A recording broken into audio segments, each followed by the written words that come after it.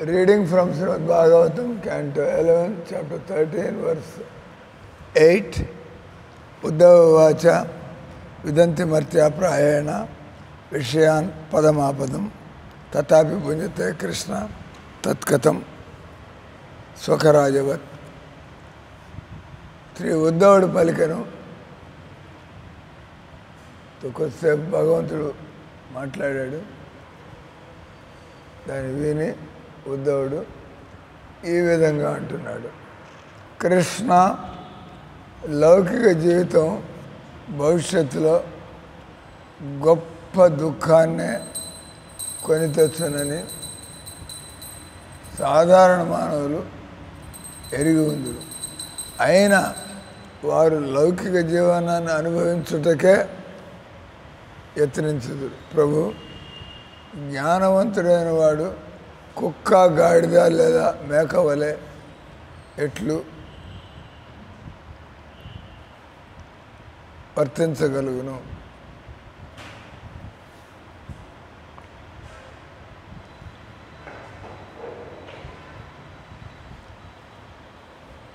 స్వ అంటే కుక్క, ఖ అంటే గాడిద.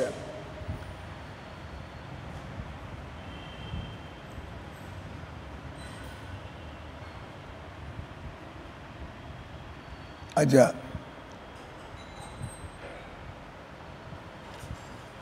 ఒక చిన్న మూడు పదాల్లో స్వఖరాజ్. స్వఖరాజ్ అనే 3 అక్షరాలు. స్వ అంటే కుక్కలు, ఖర అంటే గాడిదలు, అజ అంటే మేకలు. That is the beauty of Sanskrit language. Sanskrit లాంగ్వేజ్లో ఉండేటువంటి గొప్పతనం. స్వఖజ, స్వఖరాజవర్, అజ. అజగల స్తన న్యాయ. ఈ అజ అనే పదం ఇంకొక అజగళ స్తన న్యాయ. మేకలకి మెళ్ళలో స్తనాల్లాగా ఏళ్ళాడుతూ ఉంటాయి కదా, బ్రెస్ట్. అజగళ మేక గొంతుకి నిప్పుల్స్ వేలాడుతూ ఉంటాయి. కానీ అవి ఏమైనా పాలు ఇస్తాయంటే పాలేవి. మరి ఎందుకు వేలాడతాయి? మగ మేకలకి ఆడ మేకలకి ఇప్పుడు గమనించాలి.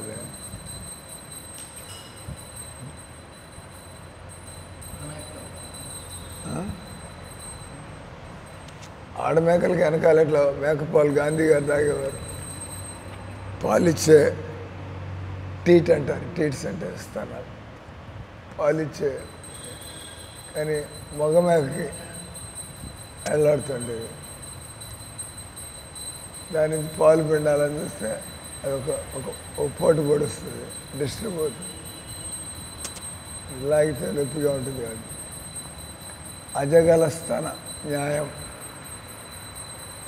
అదేవిధంగా ఈ సంసారంలో సుఖం దొరుకుతుందా అన్నట్టుగా మేక మెడలో ఉండేటువంటి టీట్స్ పాలిస్తాయా అన్నట్టుగా, ఏ విధంగా పాలిచ్చేటువంటి స్థానాల్లాగా కనబడతాయి కానీ పాలు ఇయ్యవు. అదేవిధంగా ఈ భౌతిక జగత్తులో అది ఇది సుఖం కలిగిస్తుంది. అందుకనే అన్నారు అజగల స్తన న్యాయం. అంటే డోంట్ సెర్చ్ ఫర్, మీరు ఈ సంసారంలో సుఖాన్ని వెతకమాకండి. ఈ శరీరంతో బయట ప్రపంచంలో సుఖాలు వెతకమాకండి. అదని అంటారు. కేవలం శ్రమయే వహి, కేవలం ఈ ప్రపంచం అంతా బతుకు గడిచిపోతుంది. నానా రకాల ప్రదేశాలు, వ్యక్తులు, పరిస్థితులు, వస్తువులు, అది తెచ్చి ఇది తెచ్చి ఇది చేసి అది చేసి ఆఖరికి మనిషి జీవితం గడిచిపోతుంది కానీ సుఖం దొరకదు. అదే ఇక్కడ అన్నాడు. ఉద్ధవుడు పలికెను, కృష్ణ లౌకిక జీవితం భవిష్యత్తులో గొప్ప దుఃఖాన్ని అందరికీ తెలుసు. ఈ సంసారంలో ఎప్పుడైనా కూడా ప్రమాదం జరగచ్చు, ఎప్పుడైనా కూడా రోగం రావచ్చు, ఎప్పుడైనా కూడా అగ్ని ప్రమాదం, రోడ్ యాక్సిడెంట్లు, ట్రైన్ యాక్సిడెంట్లు, సమస్యలు. సడన్లీ ట్యాంకులో నీళ్ళు రావటం లేదు, బాత్రూంలో స్నానం చేయడానికి నీళ్ళు రావటంలా ఇమీడియట్ సడన్లీ. అదే రకంగా టాయిలెట్ పనిచేయటం లేదు, ఎలా వాడుకోవాలా, ఎప్పటికప్పుడు ఏదో ఒక సమస్య అందరికీ తెలుస్తుంది. జీవితం అన్న తర్వాత సమస్యల వలయము, విషియస్ సైకిల్ ఆఫ్ మిజరీస్. జీవితం అంతా కూడా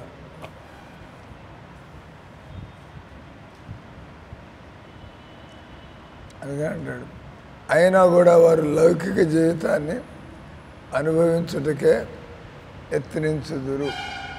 ఎందుకలా?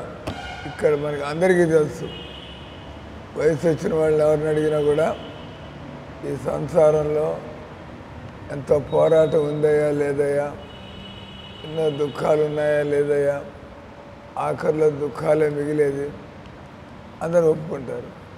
మరి మామూలుగా ఇలాగ సంసారాలను పడి ఎందుకు బతుకుతున్నాం? నీ జవాబు ఏంటి? ఎండమావులు, మృగతృష్ణ. ఇప్పుడు మీరు జవాబు చెప్పాల. మనుషులకి ఈ శరీరం అన్ని ప్రాబ్లమ్స్ అని తెలుసు కూడా మళ్ళీ మనం ఈ శరీరంతోనే సుఖాన్ని పొందాలని ప్రయత్నం చేస్తూ ఉంటాం. ఎందుకు మామూలుగా లేదని తెలిసినప్పుడు వదిలేయాలా? లేదని తెలిసినా కూడా మనం అదే వేటలో పడి ఉంటాం. Why is it like that?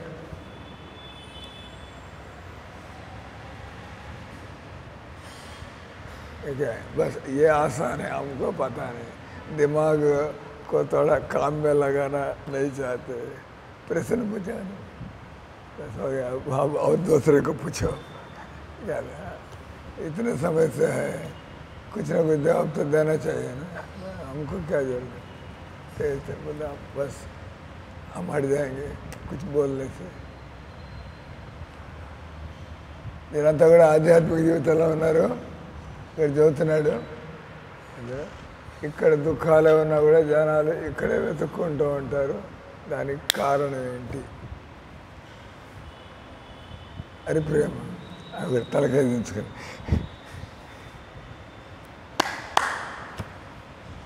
బోలో మీరు ఈ ఏమంటలే, నేను ప్రశ్న అడుగుతున్నా. సంసారంలో ఎప్పుడు ఏదో కష్టాలు వస్తూ ఉంటాయి, ఆయన కూడా జనాలు ఇక్కడే వెతుక్కుంటూ ఉంటారు. అది ఇది ఎందుకు? ఎందుకంటే ఇంద్రియాల అదుపులో లేవు కాబట్టి. తెలుసు దీనివల్ల మనకి సుఖం కలగదు, అయినా కూడా ఎందుకంటే ఇంద్రియాలని కంట్రోల్ చేసుకోలేరు. ఇంద్రియాలని మన ఎలా వాటి పని విధానాన్ని ఎలా మార్చుకోవాలా?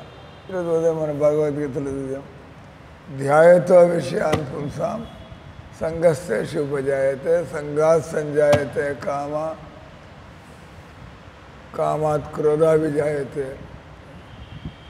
అంటే ఆయన అంటే ఇంగ్లీష్లో nipping the bird, nip in the bird. మొగ్గనే మనం కోసేసినట్లయితే అది పువ్వు కాదు, కాయ కాదు, పండు ఉండదు. అంటే మొగ్గలు ఎవరైనా తీసేస్తే ఇంకా కాయలు ఎక్కడి నుంచి వస్తాయి? మొగ్గలు రాలిపోతే ముందుకు వెళ్ళి కాయలు దొరికే అవకాశం లేదు. అంటే ఇక్కడ కృష్ణుడు ధ్యాయతో మన మనస్సే మన మనస్సులో ఆల్రెడీ మనకు జన్మెత్తామంటే మన వెనకాల కొన్ని కోరికలు మిగిలిపోయినాయి. మన ఈ భూమి మీద జన్మెత్తామంటే మనకు కొన్ని కోరికలు మిగిలిపోయినాయి. అవి తీర్చుకోవడానికి మళ్ళీ వచ్చాం. కాబట్టి మామూలుగానే భగవంతుడు గుర్తు చేస్తూ ఉంటాడు, నువ్వు పూర్వజన్మలో ఇట కోరుకున్నావు, అట కోరుకున్నావు, కానీ నీకు దొరకలేదు, జీవితం అయిపోయింది, టైం అయిపోయింది. అంటే ఇప్పుడు ఈరోజు కొంత పని చేయాలా, పని కాలేదు, ఏం చేస్తావు, టుమారో నెక్స్ట్ డే. అంతే కొంత నేను వర్క్ ఇస్తా, మీరు ఈ పని పూర్తి చేయాలని, అసైన్మెంట్, హోంవర్క్. అది పూర్తి కాకపోతే ఏం చేస్తాం, మళ్ళీ పొద్దున్న లేవగానే మళ్ళీ ఆల్రెడీ పని పూర్తి చేయాలి. అలాగే మనకి జీవితంలో మనుషులు కోరికలు లేకుండా ఎవరు బతకగలిగే అవకాశం లేదు. కోరికలు ఉండడంలో తప్పు లేదు, కానీ తప్పుడు కోరికలు ఉండకూడదు. కోరికలు ఉండడంలో తప్పు లేదు, కానీ తప్పుడు కోరికలు ఉండడం అది తప్పది. కొన్ని కోరికలు లేకుండా మనం ఎలా బతుకున్న వాళ్ళు ఎలా అవుతాం. మనం బతుకున్నామంటే దేనికోసం బతుకుతాం, లేకపోతే వెంటనే మనం చనిపోవడం లేదు. ఇక్కడ నాకేం అక్కర్లేదు కాబట్టి నేను 4 నిద్ర మాత్రలు తిని పోవడం లేదు. ఎందుకు 100 ఏళ్ళు మీరు ఎన్నాళ్ళు ఉంటే అన్ని దుఃఖాలు పెరుగుతాయి. అప్పుడు తెలివిగల జాబ్ వచ్చి బతుకులో దుఃఖాలు అయితే ఇప్పుడు ముగించేసుకుంటే ఫినిష్. ఆ 100 ఏళ్ళు అనుభవిస్తూ ఇదంతా ఎందుకు గడపాల? అట్లా ఎందుకు చేయరు? ఎందుకంటే మనకి చావాలనిపించదు. దుఃఖాలే ఉన్నా కూడా ఈ పోరాటంలో పోతూనే ఉండాలి ముందుకి. అంతే కదా, నీకు దుఃఖాలు ఉన్నాయని చెప్పి అందరికీ దుఃఖాలు ఉన్నాయి. ఎవడో పిరికివాడు ఆత్మహత్య చేసుకుంటాడు, చేతగానివాడు. అంతే కదా, పెద్ద పెద్ద ఛాలెంజెస్, అప్పుల బాధ, రోగాలు, బతుకంతా నువ్వు ఇంక రోగంతో బతకాల. ఎందుకు వచ్చింది సార్, ఒక అరడజ నిద్ర మాత్రలు వేసుకుంటూ పోతాం ఇక్కడి నుంచి. ఎందుకు ఇంకంతే బతుకంతా బాధపడి, కానీ ఎందుకు మన అటు చావటం లేదు? ఎందుకంటే ఎవరికి కూడా మనంతా బతకాలనుకుంటాం, కానీ చావాలని ఎవరు అనుకోడు. ఎవడైతే మనస్సు మరీ బలహీనపడిపోయిందో, ఎన్ని దుఃఖాలు ఉన్నా కూడా మనిషి నెట్టుకు వస్తూ ఉంటాడు. నెట్టుకు రావాలా, నెట్టుకు వస్తూ ఉంటాడు. మీరు జీవితాన్ని సమాధానం చేసుకుంటూ నెట్టుకు రావాలా. మామూలుగా జనాలు జీవితాన్ని ఈడ్చుకుంటూ వస్తారు, సమాధానం లేదు. కానీ మనకు కూడా సమస్యలు ఉన్నాయి అందరికీ. కానీ మనం ఏం చేస్తున్నాం, దాన్ని బతుకుంటే కదా ఈ కోరికల్ని మార్చుకోగలం. కోరికలు ఉన్నాయి, కోరికలలో దుఃఖాలు కలుగుతాయి. కాబట్టి చనిపోతే మళ్ళీ జన్మెత్తే మళ్ళీ ఈ కోరికలు మళ్ళీ సతాయిస్తాయి. ఈ కోరికలు మీరు బతికుండగానే మారాలి కదా, మీరు బతికి ఉండగానే ఈ కోరికలు మారాల. क्या आप अपने पैर अपने आप मल रहे, क्या बात है? अब ये भागवतम पकड़ेगा, ये पकड़ेगा, ये ब्राह्मणों का सभ्यता नहीं है. कुछ पैर में कुछ समस्या तो कपड़ा ढको, फिर अब करो, ठीक है ना? అలాగే కాబట్టి ఇక్కడ లౌకిక జీవితాన్ని అనుభవించడానికే, ఎందుకంటే అనుభవించే వాళ్ళందరికీ తెలుసు ఏం దొరకదని చెప్పి. ఆయన కూడా మళ్ళీ ఎన్ని మాటలు గులాబ్ జామున్ తిన్నారు, మళ్ళీ గులాబ్ జామున్ పంచుతారంటే క్యూలో నిలబడతారా లేదా తెలుసు. మీరు మెచ్యూర్ అయితే అందరినీ తీసుకొని మిగిలితే తీసుకొని రాకపోతా ఉండేది. దీని నుంచి మనకి దొరికేదేం లేదు. అంటే ప్రశాంతంగా ఉంటుంది. లేకపోతే నాకు మిగులుతుందా లేదా గులాబ్ జామున్ నేను ముందర నిలబడాను క్యూలో. మీరు తెలియగల వాళ్ళైతే ఏం చేస్తారు, బస్ తిన్నా కూడా మనకి ఏం దొరికేదేం లేదు. మిగతా వాళ్ళంతా పిల్లకాకులు చాలామంది ఉన్నారు. వాళ్ళందరూ తీసుకొని మిగిలితే ఏదో బతకడానికి తినాలి కాబట్టి గులాబ్ జామున్ తింటారు. అంటే ఇక్కడ జవాబు అయితే ప్రభుపాద వారు అందరికీ తెలుసు దుఃఖాల పరంపర అని చెప్పి కానీ వారు లౌకిక జీవితాన్ని అనుభవించడానికి, ఎందుకంటే ఆ కోరికలను వదిలిపెట్టడం మనకి రాదు. ఎలా ఈ కోరిక లేకుండా చేసుకోవాలా, ఆ కోరిక ఉంటూ ఉండి అనుభవించకుండా ఎన్నాళ్ళు ఉండగలరు? 1 రోజు, 2 రోజులు, 3 రోజులు, 4 రోజులు, 10వ రోజు ఒత్తిడి తట్టుకోలేక. అంటే ఎలా తలకాయలోంచి ఆ ఆలోచననే ఎలా మనం తీసివేసి ఇంకో ఆలోచన, ఎందుకంటే తలకాయ ఖాళీగా ఉండే అవకాశం లేదు, తలకాయ ఖాళీగా ఉండదు. సిరేలా సముద్ర చేశా, जल्दी जल्दी सीखो और क्या करेगा, 2 घंटा 3 घंटा तेलुगु पढ़ना और क्या करेंगे। चैलेंज है, कुछ ना कुछ चुनौती रखना है, नहीं तो हंसता रहेगा सोता रहेगा। चुनौती है तो कैसा, ठीक है ना। तो మనకి కోరిక లేకుండా ఉంటే బాగుంటుంది మాకు అప్పుడే అనిపిస్తుంది. When will that day come, ఎప్పుడు ఆ రోజు వస్తుంది నాకు అవసరం లేని కోరికలు నా మనసులోకి రాకుండా, నాకు అవసరం లేని కోరికలు నువ్వే నీ మనసు అవి బలంగా వస్తూ ఉంటాయి. అంటే దెయ్యం దూరినట్టుగా, దెయ్యం బయట వ్యక్తి, అంటే మన మనస్సే మనకి పట్టుకున్నటువంటి దెయ్యం. ఒక ఆయన అడిగాడు, దెయ్యాలు దెయ్యాలు దెయ్యాలు అంటే ఎవరిని చూశాడు దెయ్యాలు అంటే, కలియుగంలో అందరిలో దెయ్యాలు దూరిపోయినాయి, బయట ఎక్కడ కనబడతాయి దెయ్యాలన్నీ మళ్ళీ ఆల్రెడీ దూరిపోయినాయి, అందరూ దెయ్యాలాగే బతుకుతున్నారు. దెయ్యాలు కాని వాళ్ళు భజన చేసుకున్నట్టుగా, దెయ్యాలు భజనకు దూరంగా ఉంటాయి. ఎక్కడైతే భజన జరుగుతుందో దెయ్యాలు అక్కడి నుంచి పారిపోతాయి. ఎక్కడ భజన చేయటం లేదంటే అక్కడ ఉన్న వాళ్ళందరికీ ఏం పట్టింది, దెయ్యం పట్టింది. మనుషులు ఉన్న చోట భజనలు జరగకపోతే వీళ్ళందరికీ దెయ్యం పట్టింది. అందుకే వీళ్ళంతా మానవ జన్మ దొరికినా కూడా ఆనందం కలిగించేది భజన చేయకుండా దెయ్యం పట్టిన. దెయ్యాలన్నీ కూడా ఎప్పుడు కూడా దెయ్యాలు ఇప్పుడు నీ చెప్పు కదా, అవన్నీ కూడా సారాయి తాగేవాళ్ళు, వ్యభిచారం చేసేవాళ్ళు, మాంసం తినేవాళ్ళు, మోసాలు చేసేవాళ్ళు, ఇటువంటి కలి ప్రభావం. కాబట్టి ఇక్కడ కారణాలు ఏంటి, వాట్ ఆర్ ది రీజన్స్? మనం ఎంత డబ్బు సంపాదించినా సుఖపడలేము, అయినా డబ్బు మనం జీవితంలో ఎన్ని ప్రయత్నాలు చేసినా దుఃఖాలు కలుగుతాయి, అయినా కూడా మనం లేదు అది అనుభవించాలా ఇది అనుభవించాలా.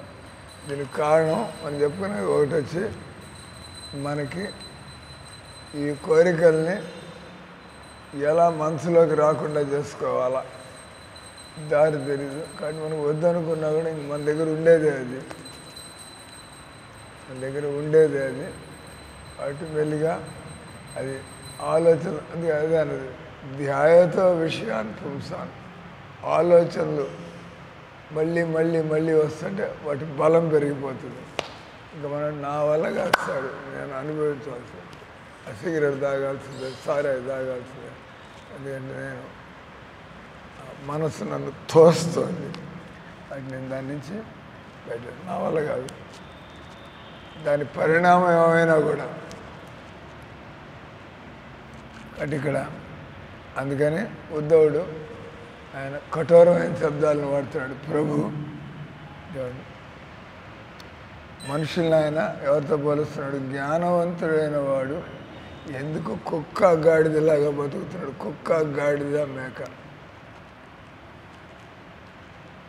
ఇది శ్లోకం పూర్తి చేయడానికి అక్షరాలు వాడాడా ఆయన ఎన్నుకొని, పెద్ద పెద్దవాళ్ళు మాట్లాడుకుంటున్నారు.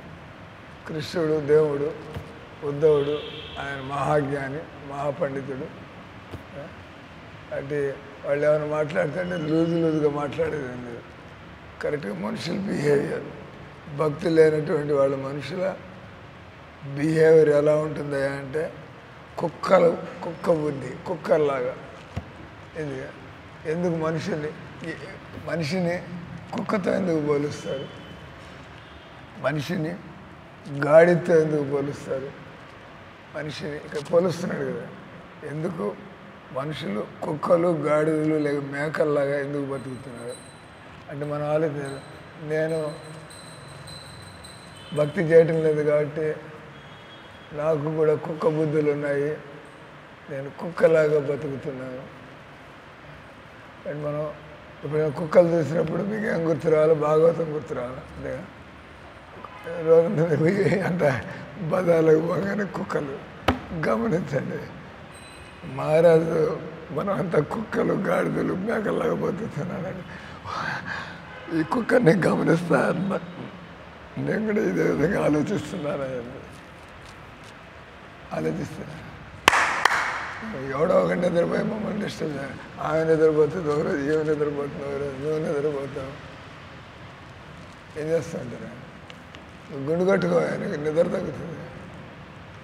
క్లీన్గా మొత్తం శుద్ధిగా మెరిసిపోయేట్టుగా.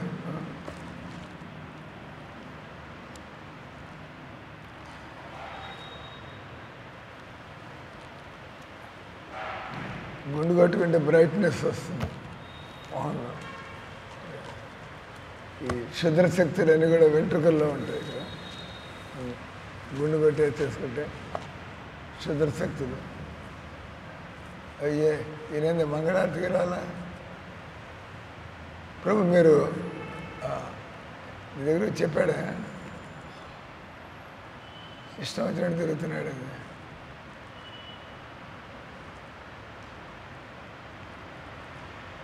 మీకు మందిరాల్లో రూమ్ ఇచ్చింది కార్యక్రమాల్లో పాల్గొంటారని ఒళ్ళు తెలియకుండా. మందిరంలో రూమ్ దేనికి ఇస్తారు? భజనలో ఇంట్రెస్ట్ ఉందని. మనం భజనలోకి రాకపోతే మందిరంలో రూమ్ ఎందుకు ఇవ్వాలి? అవుట్ పోయి లాడ్జ్లో రూమ్ తీసుకోండి. అంతే కదా, అంతే కదా. అందులో ఉంటారంటే ప్రభుపాదుల పద్ధతిలో నేను కొద్దిగా టైం గడపాలి. ఇక్కడ మనం మాట్లాడుతుంది కుక్కలకు ఉండేటువంటి స్వభావం ఏంది. కుక్కలు అంటే ఎవరైనా లేజీ యాజ్ ఎ డాగ్. కుక్క తిండి దొరకపోయినా పర్వాలేదు, మొత్తం నిద్ర మాత్రం పోవాలి. మీరు ఆశ్చర్యపోతారు. కుక్కలు పండుకొని తిండిలో పర్లేదు, గంటలు గంటలు పండుకుంటారు. అంత లేజీ అది. పోయి తిండి ఎత్తుకుంటే దొరుకుతుంది. ఎంతో పండుగ మరీ 3-4 రోజులు అయిపోయిన తర్వాత లేస్తుంది. అప్పుడు లేచి తిండి ఎత్తుకుంటుంది. అంటే తిండి ఉంది, కుక్కలకి తిండి అని కరువు అయింది. చెప్పండి, అందరు ఇళ్ళ ముందు బయట అంతా తిండి పారేస్తూ ఉంటారు కుక్కలకి. ఎంత తిండి కూడా ఇంట్లో అన్ని సామాన్లు ఉండి వండుకోవడానికి ఓపిక లేకపోతే ఉండలేదా? మరి ఇంట్లో అన్నీ ఉంటాయి, వండుకోవడానికి ఓపిక లేదు. మా చెల్లెలు ఉదాహరణ అన్నీ ఉంటాయి, ఇంట్లో బాగున్నాయి. ఎవడో వండుతాడు, కూర్చొని నిలబడి ఏమి జాగ్రత్తలు కూర్చొని గిన్నెల్లో అలా అంత పని చేయాలి. ఎందుకంటే పండుకోవడం, హోటల్ నుంచి తెప్పించుకోవడం అయిపోయింది. అంటే కుక్కల యొక్క మొదటి లక్షణం సమర్థన. కుక్కలకు ఉండేటువంటి రెండో లక్షణం, కుక్కలు పని లేకుండా తిరుగుతూ ఉంటాయి. పని ఏం లేదు, మనుషులందరూ కూడా పని లేకుండా తిరుగుతున్నారు. పని వచ్చి భక్తి, అది చేయదు. ఏందైనా తిరుగుతూ ఉంటాడు, బిజీగా రమ్మంటే మనం గుర్తు చేసినా కూడా ఆయన బిజీ అంటాడు.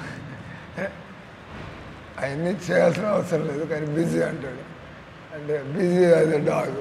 కుక్కలు కూడా ఆ వీధిలోంచి ఈ వీధిలోకి, అక్కడి నుంచి ఇక్కడికి గంతులు వేస్తాడు, తిరుగుతూ ఉంటే ఏంటంటే పని ఏం లేదు.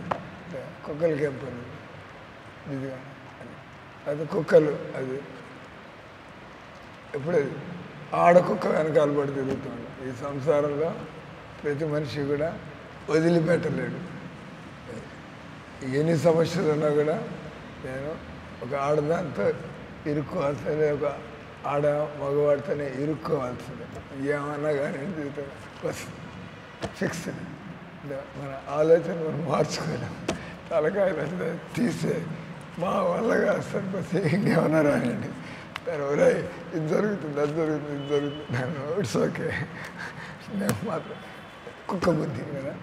మామూలుగా అయితే వినేసి మనం అక్కడి నుంచి లేచిపోవాలి. ఈయనైతే ఎందుకు వచ్చింది నాట్ ఇంట్రెస్ట్. కానీ అట్లా ఎవరు అన్నారు. మనం ఎన్ని భాగవతం క్లాసులు అయినా మనం ఎన్ని భాగవతాలు చూసినా బయట వాళ్ళ జీవితంలో మనం కూడా మళ్ళీ అదే పద్ధతిలో పోవాలి. కుక్క యొక్క మూడో బుద్ధి ఇది. అంటే అది పూర్తిగా శరీరానికి బందీ అయిపోయి, అంతే కదా. ఎవరైతే ఈ విధంగా బతకాలంటే వెంటనే వాళ్ళకి తగినట్టుగా మేక, కుక్క, పందిలు, గాడిద ఈ జనవలన్నీ వస్తాయి. మనుషులు నేర్చుకోకపోతే, ప్రయత్నం చేయకపోతే జనాలు బతుకుతున్నారు. ఎవరికి వచ్చినట్టు వాళ్ళు బతుకుతున్నారు. అక్కడి నుంచి వాళ్ళు నెక్స్ట్ గాడిద, కుక్క, రకరకాల స్వభావాన్ని బట్టి రకరకాల జంతు శరీరాలు. కుక్క యొక్క నాలుగో లక్షణం, కుక్క యజమాని మంచివాడా చెడ్డవాడా చూడదు. కుక్క యజమాని మామూలుగా మన యజమాని వాడు పెద్ద మోసగాడు అనుకోండి, మీకు భయం పుడుతుంది. వీడితో ఉంటే నేను అక్కడ ఒకటి కోర్టు కేసులు అంటే నేను కూడా అంటే మీరంతా టీం. ఎవడైనా పెద్ద మోసగాడైతే మనం మంచి పని భయపడతాం. వీడనగానే నేను ఎక్కడ ఉంటా, ఈ కేసు ఏమైనా హత్యలు చేస్తూ ఉంటాడు. మీరు నిజాయితీగా వాడితో ఉంటారు, మిమ్మల్ని కూడా లోపల వారేస్తారు తీసుకుంది. మీరేం చేయాలి, మీకు చేయాలని లేదు, కానీ వాడితో ఉండడం వల్ల. కాబట్టి కుక్క యొక్క బుద్ధి అది నిజాయితీగా ఉంటుంది. కానీ నిజాయితీ అనేది మనం వ్యక్తిని యోగ్యతను ప్రభుపాద దగ్గర కూడా ఆయన శిష్యులు కుక్కల్లాగా నిజాయితీగా పడుతున్నారు. ప్రభుపాద ఏం చెబితే అది చేస్తున్నారు, సందేహించకుండా. ఎంత కష్టమైన గురువు గారు చెప్పారు, ప్రభుపాద చెప్పాడు, చేయాల్సింది. అసంభవం అనడానికి లేదు, నా వల్ల కాదనడానికి లేదు. ఇదా ఆయన చెప్పాడు కాబట్టి బస్ చేయకపోతే నా జీవితం వృధా. కుక్క అది తన యజమాని యొక్క యోగ్యతలను చూడకుండా అది నిజాయితీగా ఉంటుంది. కానీ మనిషిలో కుక్క నిజాయితీ ఉండకూడదు. మనిషి ముందు నిజాయితీ పెట్టడానికి ముందు మేము కూడా రకరకాల గురువులను ఎత్తుక్కుంటూ వచ్చాం. ఒక రమణ మహర్షి తారసపడ్డాడు, మాకు వివేకానందుడు తారసపడ్డాడు, మాకు అదేంటి శివానంద స్వామి, రకరకాలు. కానీ వీళ్ళ కోసం నేను జీవితం ఇవ్వాలా కుదరలే. వీళ్ళని ఎందుకు గురువుగా స్వీకరించాలా? గురువు అంటే మనకి ఎలాంటి సరే కృష్ణుడిని గట్టిగా, కృష్ణుని భగవద్గీతలో ఉంది. ఇంకా కరెక్ట్. ఇప్పుడు నేను వీళ్ళ దగ్గర I want be a dog for Vaishnav's. దాన్ని కుక్కుట అంటారు బెంగాలీలో, కుక్కల్ని కుక్కుట. మనం వస్తే భక్తి వినోద్ ఠాకూర్ ఆ భజనలో ఒకటి వస్తుంది, అది బహిర్ముఖ బ్రహ్మ జన్మ నాహి ఆశ కీట జన్మ హోవు యతతుయ్య దాస. నేను ఒక పురుగు క్రిమిలాగా నేను భక్తుడి ఇంట్లో ఉండదలుచుకుంటాను, కానీ బ్రహ్మదేవుడి పోస్ట్ అది నాకు అవసరం లేదు. అంటే భక్తుడి ఇంట్లో ఉంటే మనం ఒక పురుగులాగా ఉన్నా కూడా వాడు హరే కృష్ణ హరే కృష్ణ అంటే మనకి వినపడుతూ ఉంటుంది. వాడు తిన్నదానికి ఒక మెతుకు కింద పడితే అది మనం పోయి తింటాం, మహాప్రసాదం. కాబట్టి భక్తి వినోద్ ఠాకూర్ అన్నాడు, కీట జన్మ హోవు యతతుయ్య దాస బహిర్ముఖ జన్మ నాహి ఆశ. నాకు కృష్ణ భక్తి లేనటువంటి బ్రహ్మజన్మ నాకు అవసరం లేదు, కానీ భక్తుడి ఇంట్లో నేను ఒక పురుగులాగా. లేదా మనం అందరం కూడా సేవకులే. ఈ ప్రపంచంలో అందరూ కూడా సేవకులే. అదే ప్రధానమంత్రి ఏమంటాడు, ఆయన దేశపు మొదటి సేవకుడు. ప్రధానమంత్రి ఏమంటారు, ప్రధానమంత్రి ఈయన దేశానికి అంటే మొట్టమొదటి ఆయన సేవకుడిగా ఉండాలి. ఆయన వెనకాల అందరూ కూడా దేశానికి సేవ చేయడానికి. అంటే ఆయన దేశ సేవ పట్టించుకోకపోతే దేశం అంతా కూడా గందరగోళం అవుతుంది. అంటే ప్రధాని అనేది పెద్ద పోస్ట్, అందరూ ఆయన కింద అన్నట్లుగా. దాని నిజానికి ఆయన పరిచయం చేసేప్పుడు ఈయన దేశానికి ప్రధాన సేవకుడు. అలాగే టెంపుల్ ప్రెసిడెంట్ అంటారు. టెంపుల్ ప్రెసిడెంట్ మన ఇస్కాన్ వార్తాలాపాల్లో ఈయన టెంపుల్ ప్రెసిడెంట్. టెంపుల్ ప్రెసిడెంట్ ఎవడొచ్చినా రాపని ఈయన మాత్రం మంగళారతులు నిలబడి ఉంటాడు. మిగతా వాళ్ళంతా వాళ్ళ సమర్థనాన్ని బట్టి వాళ్ళకి వేరే పనులను బట్టి నేను వాడికి ముఖ్యమైనది కాదు. కానీ టెంపుల్ ప్రెసిడెంట్ ఎవడొచ్చినా రాపోయినా మనకు మాత్రం తప్పదు. అంటే ఇవన్నీ ఫస్ట్ సర్వెంట్ అంతే కదా. మనం మొట్టమొదటి మనం నిలబడాలి, ఆ తర్వాత కర్ర తీసుకుని మిగతా నువ్వు ఎందుకు రాలేదు తోలుకోవాలి. లేకపోతే ఎదురు తిరిగి అడుగుతాను, నువ్వు రాకుండా నన్ను రమ్మన్నాడు అడుగుతావేంది అని చెప్పి. అంటే టెంపుల్ ప్రెసిడెంట్ వాడు పెద్ద సర్వెంట్ వాడు. అందుకే వాళ్ళకి అన్ని పనులు తెలుసుంటాయి. ఈ రౌండ్లన్నీ కొట్టింటాడు అన్ని పనులు. అయిన తర్వాత ఆయన పైన కూర్చోబెట్టారు. వీళ్ళందరి చేత రకరకాల పనులు చేయొచ్చు. ఎవడు వంటశాలలో పనికి వస్తాడు, ఎవడు క్లీనింగ్ పనికి వస్తాడు, ఎవడు ఆఫీసులో పనికి వస్తాడు. మనం కూడా మొదట ఈ డిపార్ట్మెంట్ తిరిగి అనుభవం పడింది. ఆల్ రైట్, మీరు ఇంకా ఒక మందిరం నడపండి. కాబట్టి కుక్క యొక్క 4వ లక్షణం అది మంచి చెడు చూడకుండా అది నిజాయితీగా ఉంటుంది. కానీ మనుషులు అలా కుక్క లాంటి నిజాయితీతనం ఉండకూడదు. మనుషులకి ఏదైనా జంతువులన్నీ కూడా ఆ విధమైనటువంటి గుడ్డిగా యజమాని మీద శ్రద్ధ పెడతాయి. కానీ మనుషులు మంచిగా గురువు శిష్యుల కాంట్రాక్ట్ గురించి కూడా ప్రభుపాద అంటాడు. గురువుగారు బతికిన గురువుగారిలాగా బతికినంత వరకు మేము కుక్కర్లాగా పడి ఉంటాం ఆయన దగ్గర. గురువులాగా బతుకుతున్నాడు ఆయన దగ్గర మేము కుక్కర్లాగా. అంటే ఏం ప్రశ్నించకుండా ఆయన చెప్పినట్టు పనిచేస్తాం. కానీ గురువులాగా బతకపోతే ఆయన వదిలిపారేస్తాడు, నడి రోడ్డు మీద వదిలేసి. మేము నీ ద్వారా మోసపోదలుచుకోలేదు, నీతో పాటు మేము మునగదలుచుకోలేదు, నీ చావు అని చెప్పుతూ ఉన్నాడు అక్కడ. అంతే కదా. అందుకని అంటే కాంట్రాక్ట్ అంటారు గురువు శిష్యుల మధ్య. అలాగే శిష్యుడు మీరు దీక్ష తీసుకున్న తర్వాత మీరు నానా పాడు పనులు చేస్తున్నాడు. గురువుగారి దగ్గర దీక్ష ఇచ్చేప్పుడు ఏం చెప్పి ఇచ్చేస్తాడు. శ్యామలం తీసుకుని దీక్ష తీసుకున్నప్పుడు ఏం చెప్పి తీసుకున్నారు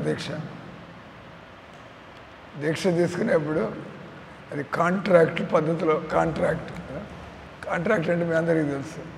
మనం ఏదైనా బియ్యం కొంటే బాసుమతి బియ్యం పలానా క్వాలిటీ ఈ రకంగా దానికి రేట్ ఎంత, అది మార్చాడంటే వెంటనే మీరు తగులుకుంటారు. నువ్వు బాసుమతి ఇవ్వలేదు కాబట్టి నేను డబ్బులు కట్టను, నీకు వెనక్కి పట్టుకుపోయి అంతే కదా. కాంట్రాక్ట్ ఏ క్వాలిటీ ఒప్పుకుని ఆ క్వాలిటీ సప్లై చేయాలి. అలాగే గురు శిష్యుల మధ్య జీవితం కూడా అది కాంట్రాక్ట్ జీవితం. కాంట్రాక్ట్ అంటే మీరు భక్తులుగా ఉన్నంతకాలం, మీరు భక్తి వదిలేస్తే మేము కూలి వాళ్ళం కాదు, మీ వెనకాల పని వాళ్ళం కాదు. మీరు భగవంతుడికి సేవ చేస్తున్నారు కాబట్టి మేము మీకు సహాయం చేస్తున్నాం. ఆ రకంగా. అలాగే శిష్యుడు వైపు కూడా శిష్యుడు ఆయన గురువుగారి దగ్గర వచ్చినప్పుడు అడిగా జవాబు దొరికిందా లేదా. దీక్ష తీసుకున్నప్పుడు గురువుగారి దగ్గర మీరు ఏం చెప్పి దీక్ష తీసుకుంటారు. నేను నా జీవితాంతం ఈ 4 నియమాలు, ఈ 16 మాలలు నేను జపిస్తాను. మీకు అగ్ని ముందుగా, దేవుడు ముందుగా అంటే దీక్షించేప్పుడు ఇక్కడ హోమం చేస్తారు. ఆ తర్వాత దేవుడు ఎట్లాగా ఉన్నాడు అక్కడ. తర్వాత భక్తులంతా అగ్ని సాక్షిగా, దేవుడు సాక్షిగా భక్తులందరి ముందు, తర్వాత గురువు గారి ముందు మనం చేద్దాం. నేను ఇంకా చనిపోయేదాకా, నేను నా ప్రాణం వదిలిపెట్టేదాకా ఈ 4 నియమాలు పాటిస్తాను. ప్రతిరోజు 16 మాలలు చేస్తాను. ఏదైనా మిగిలిపోతే ఒకరోజు చేయలేకపోతే మరుసటి రోజు, ఈరోజు 4 మాలలు మిగిలిపోతే వచ్చే రోజు ఎన్ని చేయాలి? 20 మాలలు చేయాలి. అంతే కదా, 20 మాలలు. అదే మనం దేవుడు సాక్షిగా ఒప్పుకున్నాం. అది ఎవరికి వాళ్ళు చేసుకుంటూ ఉండాలి. కానీ ఎప్పుడైతే చేయడో మనకు తెలియదు కదా. నేను రోజు ఆయన వెనకాల పడి చూస్తున్నాను, నేను ఎన్ని మాలలు చెప్పండి నాకే తెలుసు. అడుగుతా, ఏమ్మా జపం చేస్తున్నావు లేదా 16 మాలలు చేస్తున్నావు, నీకు తెలియాలి, దేవుడికి తెలియాలి. అంతే కదా. అంటే కానీ ఏ రోజైతే మీరు ఈ 4 నియమాలు సీక్రెట్గా ఉల్లంఘించడం కానీ తెలియదు కదా. మనం దొంగ పనులు చేయొచ్చు, లేదా 16 మాలలు కానీ మాల పట్టుకుని నిద్రపోతూ ఉండొచ్చు, మాల పట్టుకుని అటు ఉండొచ్చు చూసేవాడికి. ఆయన చేస్తూ ఉంటాడు మహేష్. మాల పట్టుకుంటే ఊరంతా తలకాయ తిరుగుతూ ఉంటుంది మాల. ఎప్పుడైతే మనం 4 నియమాలు 16 మాలలు జపం చేయమో ఆ రోజే గురువుగారితో మనకుండే కాంట్రాక్ట్ కట్ అయిపోయింది. అది చేస్తున్నంత వరకు గురువుగారు మనల్ని కాపాడుతా అన్నాడు. అది చేయకపోతే గురువుగారు మనల్ని కాపాడవలసిన బాధ్యత ఆయన మీద లేదు. ఎందుకంటే కాంట్రాక్ట్ బ్రేక్ అయిపోయింది. ఈ రకంగా కుక్క అనేటువంటిది దానికి నిజాయితీదనం ఉంది నిజంగానే, కానీ అది మన యజమాని మంచివాడా చెడ్డవాడా చూసుకోకుండా. అంటే అన్నాడు కొంతమంది ఈ విధంగా కుక్కల్లాగా గాడిదలు మీరు విన్నారు లేదా గాడిదల గురించి? విచిత్రమైన జంతువు గాడిద, ఒక విచిత్రమైన జంతువు. గాడిద అంత ఎండిపోయినటువంటి ఒక పొలంలోకి వస్తుంది అనుకోండి, అది కొద్దిగా అక్కడ ఇక్కడ కొద్దిగా గడ్డి ఉంటే తినబో నేను చాలా తినేస్తాను, అంత ఖాళీ అయిపోయింది. అదే మీకు తెలుసు గాడిద బుద్ధి అట్లా పనిచేస్తాను. అందుకంటే మరీ ఊరికండి గాడిద అంటే మైదానం అంతా ఖాళీగా ఉంటే ఎక్కడ 4-5 గడ్డి మొక్కలు ఉంటే అది తినబోయేమో నేను మైదానం అంతా తినేస్తాను అనుకుంటుంది. తర్వాత బాగా పచ్చగా ఉందని అంతా అది రోజంతా తింటుంది. ఏం తినలేదు, నేనేం తినలేదు, గడ్డి అంతా ఇట్లాగే ఉంది, రోజంతా తింటుంది. కానీ గడ్డి అంతా ఉంది కాబట్టి అది అనుకుంటాను అసలు ఇంకా తినలేదు ఈరోజు ఏమి.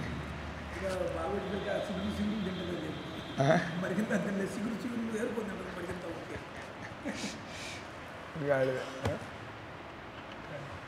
దాని అంతా విపరీత బుద్ధులు, హిందువులు ముస్లింలాగా గాడిద బుద్ధులు విపరీతంగా పనిచేస్తూ ఉంటాయి.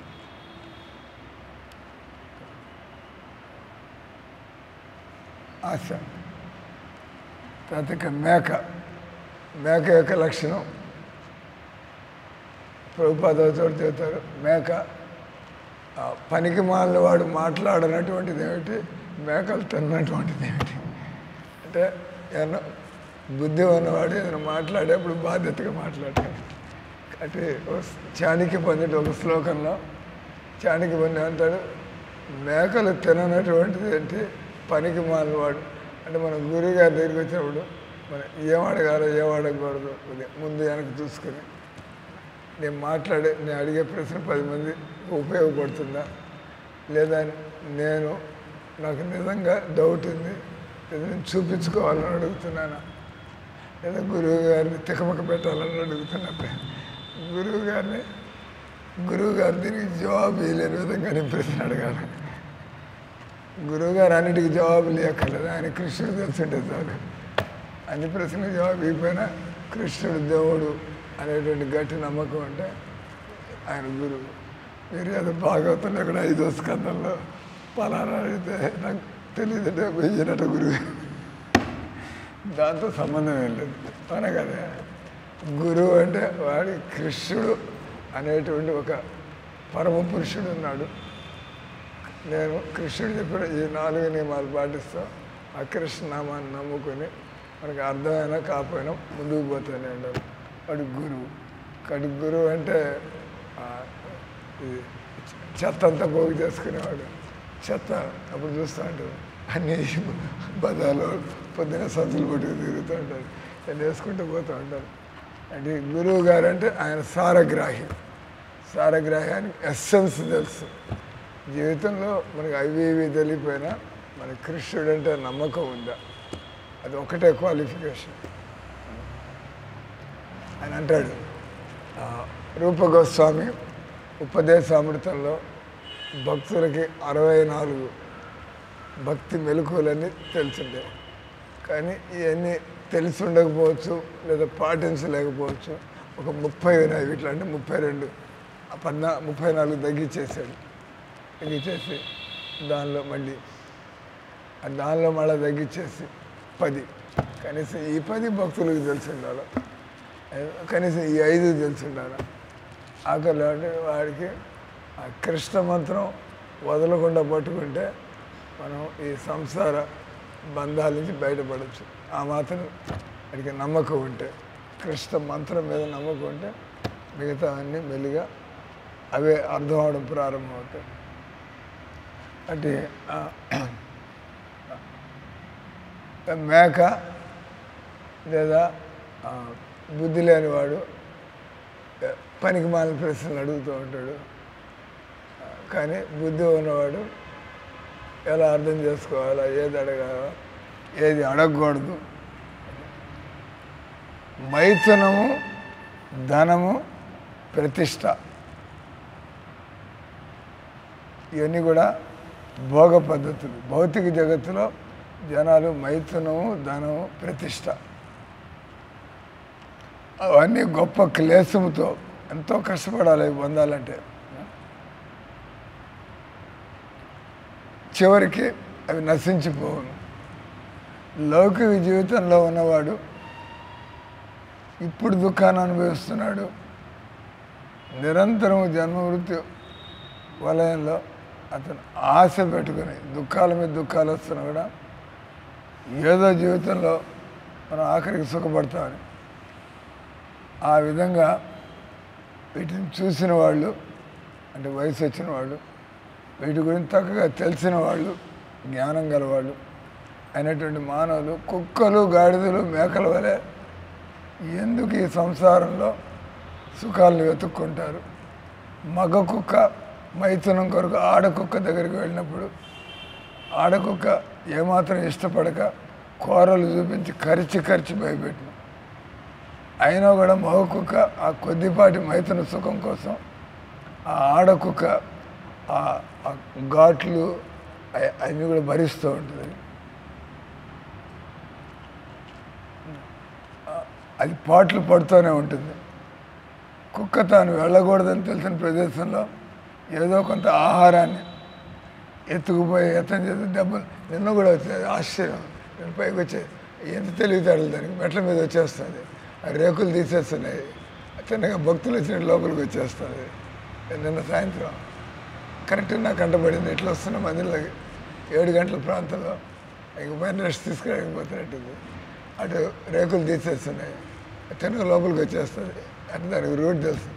నేను అనుకున్నా అసలు దాన్ని వదిలిపెట్టాలి అయింది మనం. అని కృష్ణుడు అట్లా వస్తున్నాడు అనేది నాకు డౌట్. కృష్ణ నేర్పిస్తున్నాడు భగవంతుడు.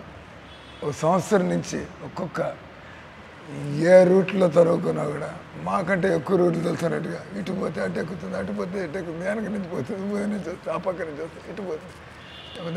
ఈ బిల్డింగ్ అంతా మనకంటే ఎక్కువ తెలిసినట్టుగా తిరుగుతుంది.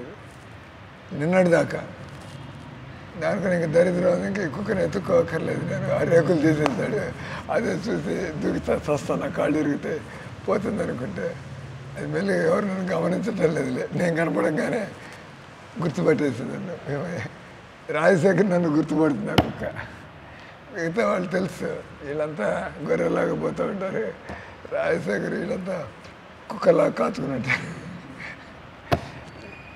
పైకి వచ్చేస్తున్నా సంధ్య ఆరతిలో. మీరేదో మీ దర్శనం కోసం మీ ఆరతికి వస్తూ ఉంటారు. కానీ మేము ఈ బిల్డింగ్ మెయింటైన్ చేయడానికి మేము కుక్కలాగా కాపలా కుక్కలాగా పడి తిరుగుతూ ఉంటాం. మీరు పట్టించుకోరు, మేము మాత్రం అన్నీ చూసుకుంటూ ఉన్నాను. కానీ మా దృష్టికి వచ్చేస్తుంది. పొద్దున్న రోజు ఒక చింత గడ్డి పట్టుకుపోతుంది. నేను గేటు తాళం తీస్తాను కదా, ఎవరు నాతో పాటు బయటకు వెళ్తాంటే అభిషేక్ ఉన్నాడు, అక్కడ పడేసినాయి కదా, అంత పట్టుకుపోతుంది. అది చీకటి ఉందా లేదా అన్న అదే మంగళారతి అయిన తర్వాత ఏదో ఎవరు చెప్పారో అని ఇక్కడి నుంచి రోజు గడ్డి పట్టుకున్నాను. గడ్డి అంత పట్టుకుపోతుంది, 2 చేతులు ఎంత వస్తుంది. నేను ఆ షెడ్ గురించి మాట్లాడితే ఈరోజు ఏం పని చేస్తాను అదే అయితే ఏమో కనిపించిన లోపలికి వచ్చింది, దర్జాగా లోపలికి వచ్చి తీసుకుంటాను. ఎందుకు వచ్చారు లోపలికి అసలు? నేను చెప్పా, మీరు ఏదో గడ్డికి వస్తారు, ఇంకో వస్తువు పోతుంది, అది మీరు తీసుకున్నారు లేదా మాకంటే తెలుస్తుంది. గడ్డి ఎత్తుకుపోయేవాళ్ళు వస్తువులు ఎందుకు ఎత్తుకుపోరు? నాన్న గడ్డి ఎత్తుకుపోతే మీరు వస్తువులు ఎందుకు ఎత్తుకుపోరు? ఎందుకు అసలు లోపలికి ఎందుకు వస్తున్నారు? మాకు చెప్పు. ఎవరైనా మనిషి నిలబడినప్పుడు అప్పుడు మీరు ఆయన దగ్గర ఎదుగు అంతే కదా, లేకపోతే లోపలికి వచ్చి చెప్పకుండా తీసుకెళ్ళం. అది గడ్డి కావచ్చు, ఏమైనా కావచ్చు. తరివేసాను బయటికి. మనం జాగ్రత్త లేకపోతే జనాలంతా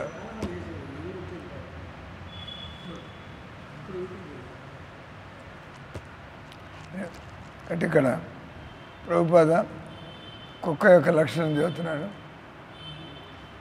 ఇక్కడ కూడా మనం చదువుతున్నాం. అట్లే కుక్క తాను వెళ్ళకూడని ప్రదేశంలో కొంత ఆహారాన్ని ఎత్తుకుపోతే దెబ్బలు పడును. అట్లా మగ గాడిద ఆడగాడిద పట్ల ఆకర్షితమైనప్పుడు ఆడగాడి దాని కాళ్ళతో తనుతూ ఉండు. అట్లా గాడిద యజమాని దానికి కొంత గడ్డి పెట్టిన తర్వాత పెద్ద బరువులు మోయించుండు. గాడిదకి గడ్డి ఎక్కడైనా దొరుకుతుంది, కానీ యజమాని పెట్టే గడ్డి కాసిపడి గాడిద పెద్ద పెద్ద బరువులు మోస్తూ ఉంటుంది. అది గాడిద యొక్క లక్షణం. గాడిదకి యజమాని గడ్డి పడేస్తాడు. అది ఆయన దగ్గర ఉండక్కర్లా, ఎటు వెళ్ళిపోయినా కూడా గడ్డి దొరుకుతుంది, కానీ అది అక్కడే కాసుకుని ఉంటుంది. యజమాని ఎప్పుడు వచ్చినా గడ్డి వేస్తాడు. ఆయన రోజంతా పని చేసేటప్పుడు గడ్డి వేస్తాడు, దానికోసం ఎదురు చూస్తాడు. అది గాడిద బుద్ధి. అలాగే మన జీవితంలో మనం భగవంతుడు తిండి పెడతాడని తెలిసినప్పుడు మనం ఈ విధంగా అనుకోవక్కర్లేదు. అట పని చేస్తాను ఇట పని చేస్తాను నాకు తిండి దొరుకుతుంది. గాడిద యొక్క లక్షణం చెప్పాడు. అది ప్రభుపాద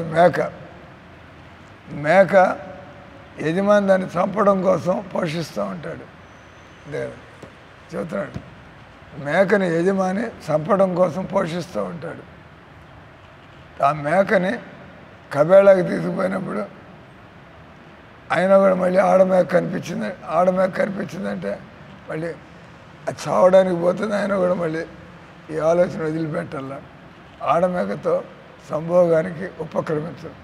ఈ ప్రకారంగా కరవబడిన, కొట్టబడిన, చంపబడిన పశువులు తమ మూర్ఖముగ ఇంద్రియ భోగాన్ని వాళ్ళు వదిలిపెట్టదాలు. అయితే పశువులకు లభించే ఫలితమే తుదకు విద్యావంతుడైన మానవుడికి కలుగుతున్నట్లయితే అతని బతికి లాభం ఏంటి? సత్వగుణ సాధనచే మనిషి జీవితంలో సుఖము జ్ఞానప్రకాశంతో విఫలమైనప్పుడు అతడు ఎందుకు రజోగుణము తమోగుణముల్ని పాటించవాలి? ఇది ఉద్ధవుడి యొక్క ప్రశ్న. దీనికి జవాబు మనం రేపు చదువుతాం. హరే కృష్ణ కృష్ణ కృష్ణ హరే హరే, హరే రామ రామ రామ హరే హరే.